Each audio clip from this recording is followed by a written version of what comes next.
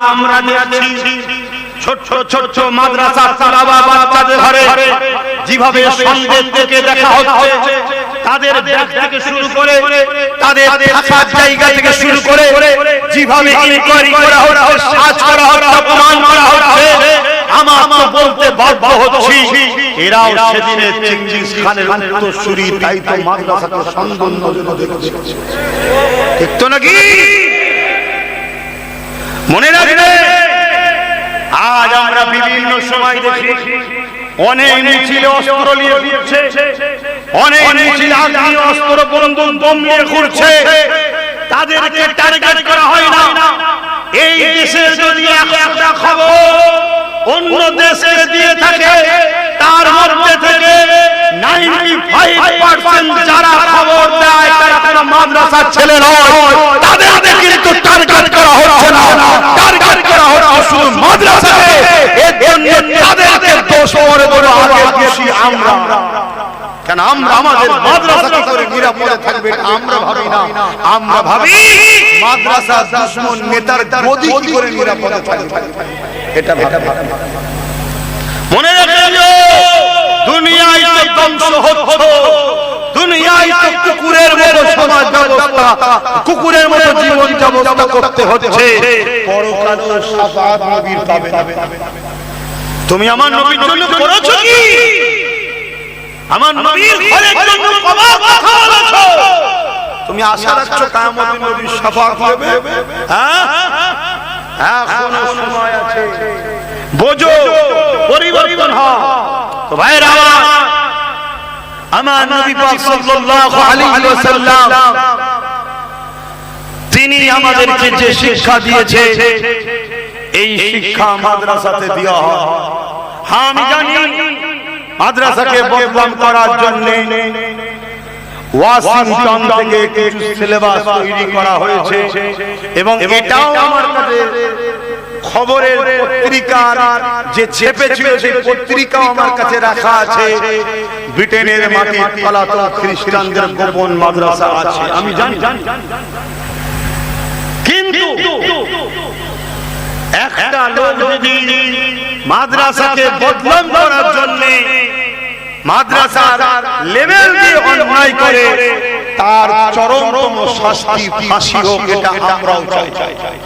কিন্তু এর মানে এটা নয় তোমরা মাদ্রাসায় বদনাম তৈরি করে তোমরাই সব মাদ্রাসাকে ধ্বংস করার পরিকল্পনা করবে। এই পরিকল্পনা বাস্তবায়ন যদি উম্মত হতেও দেয়, আমার আল্লাহ হতে দেবে না। শুনছেন?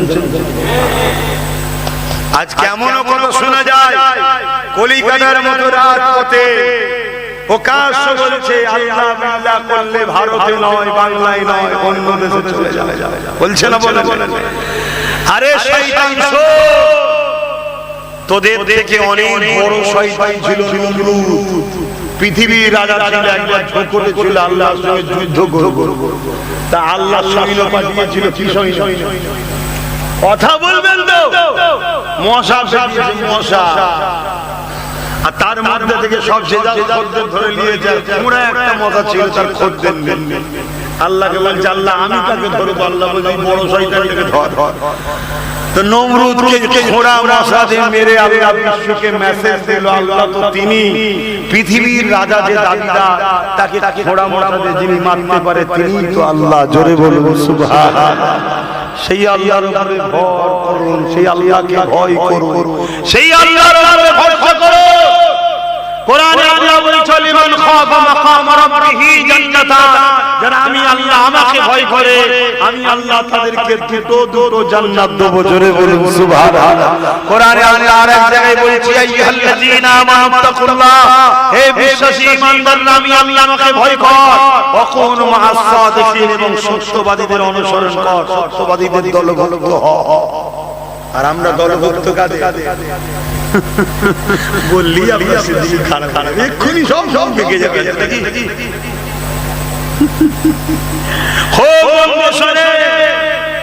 কোন দেশে যদি পারমাণবিক বোমা থাকে, সে দেশকে অন্য দেশ ভয় করে না? তাহলে যার দেশে পারমাণবিক মতো একটা শক্তি সামান্য জিনিস, আপনি বলবেন লোকটার মাথা ছিটেল হয়ে গেছে, না ছিটেল অন্যজনদের হয়েছে, যারা আমার কথাকে অবুঝবে তাদের ছিটেল আছে।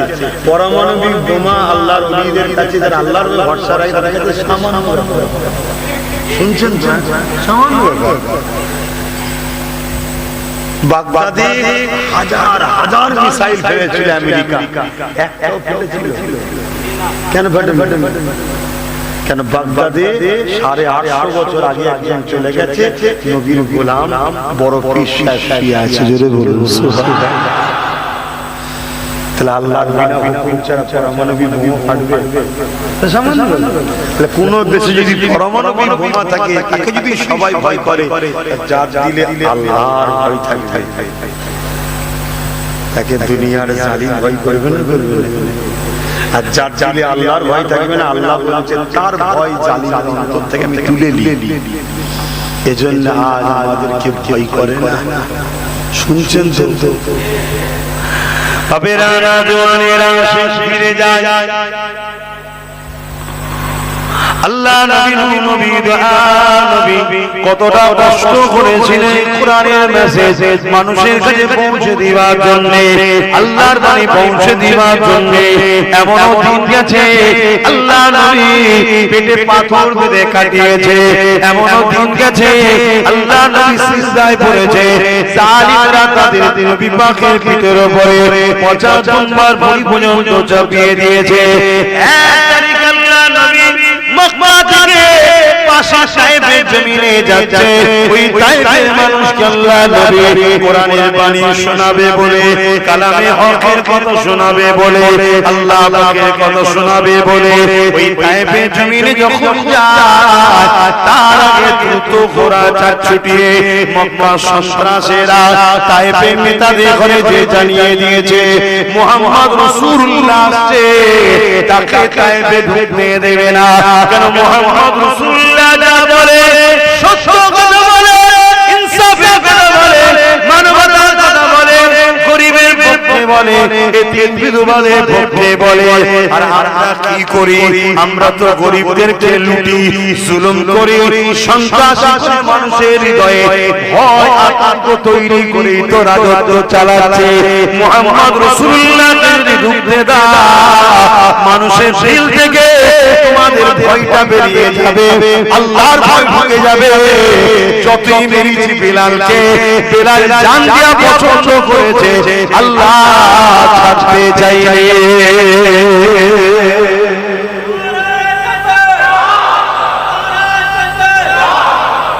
সেই নবীর জুতো বোয়ার উপযুক্ত হতে পেরেছে কি জানি না।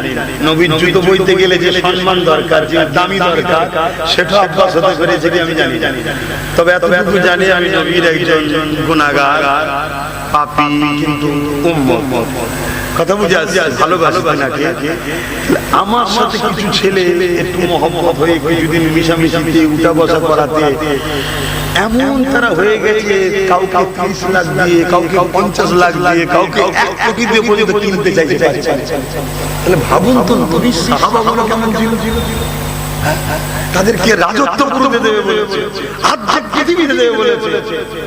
হায় হায় হায়, ভাবতে পারছো? এজন্যই তো চাই ঢুকলে অসুবিধা আছে। বলে এখন যা কিছু বলছি এক ইসলামের বিরুদ্ধে বলছি, মুসলমান আমার বিরোধী করছি কেন? আমি ইসলামের বিরুদ্ধে বলতাম, মুসলমান আমার বিরোধী করে না। তুই বিরোধী করছিস কেন? বলছে না, যাই আজকে আমাদের যেসব আবু জেহেল আছে তাদের তো বিরোধী হতে হতে কথা বুঝে আসছে না? তোমার ওয়াজ শুনে শুনে ইয়ং ছেলেগুলো সব মজবুত হয়ে যাচ্ছে, আর একটা তৈরি হচ্ছে আগামী 5 বছর 10 বছরের মধ্যে কয়েক লাখ আবার তৈরি হয়ে যাবে। এজন্য অনেকে বলে দেখবে আব্বাস সিদ্দিকী সব মানুষের মগজ ধুলাই করছে। কথা বুঝে আসছে?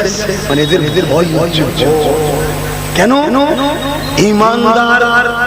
ইমানদার একটা ছেলে 1000-এর মোকাবেলা যথেষ্ট। জোরে বলুন সুবহানাল্লাহ। কেন?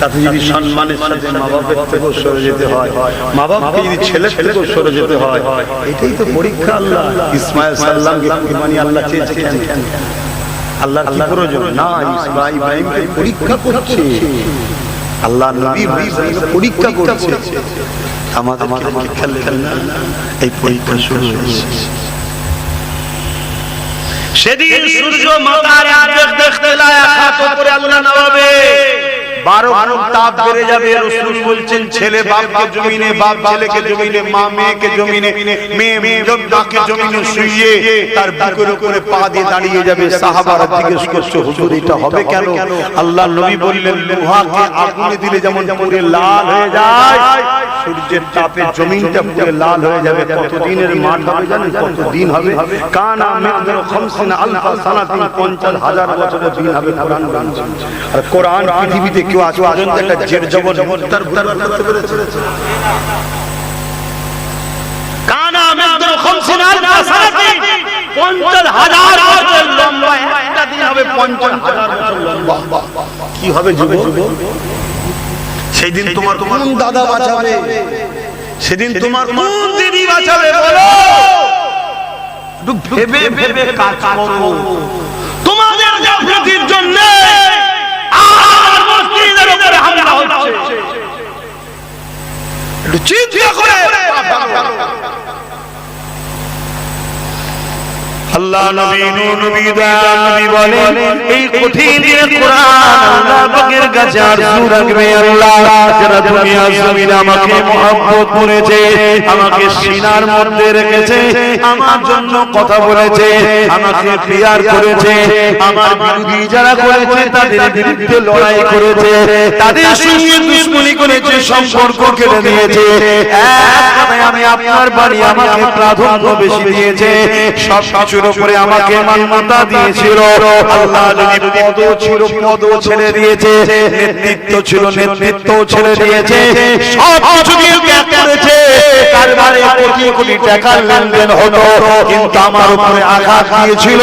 ওই লেনদেনের কোটি কোটি টাকা লোভ না করে তার সাথে ব্যবসাও ছেড়ে দিয়েছে, কেন আমার উপরে আঘাত দিয়েছিল।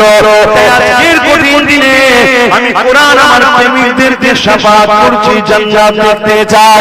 আল্লাহ নবী বললেন প্রত্যেকটা কোরআনের প্রেমিককে যদি সে পড়তেও না পারে কিন্তু কোরআনের দিকে জড়িয়ে ধরে চোখে লাগায় আর জবানে বলে আল্লাহ হালকা বয়সে ভুল করে ফেলেছিলাম, শিখতে পারিনি, কিন্তু এটা তোমার কথা খোদা, বিশ্বাস করে বলছি আল্লাহ এটা তোমার বাণী, এতে যা কিছু আছে কোনো মানুষের কথা নেই আল্লাহ, এটা তোমার বাণী আল্লাহ।